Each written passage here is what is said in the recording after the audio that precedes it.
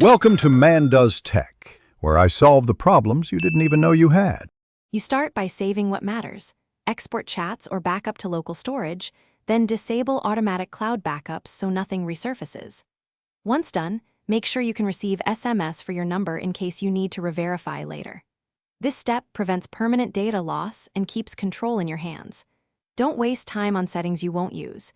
Do the export now and toggle off backups so the app can be removed without unexpected restores. Next, uninstall or disable the WhatsApp app on your device. This is the decisive action that stops messages from arriving while you still use the internet for everything else. Revoke permissions like contacts and notifications so no residual alerts appear. Also, open WhatsApp web or desktop sessions and unlink them. Make sure no other device remains connected.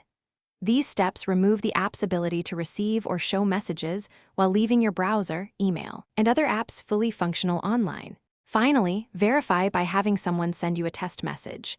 You should not receive anything once the app is gone and sessions are unlinked. If you still see messages, double-check other devices or browsers that might be logged in and remotely log them out. If problems persist, reinstall briefly to view linked devices, then remove them, or contact your carrier for help with number-related forwarding. This final check ensures you can use the internet.